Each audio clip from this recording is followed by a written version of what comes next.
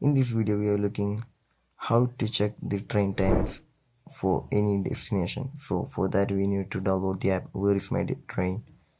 This app is available in Play Store and other app stores.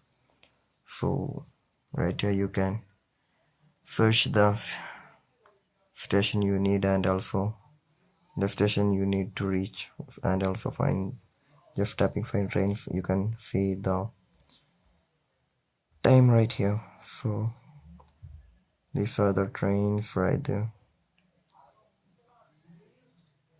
Here you can see the train times right there, so we can know when our, so you can choose the right time right here.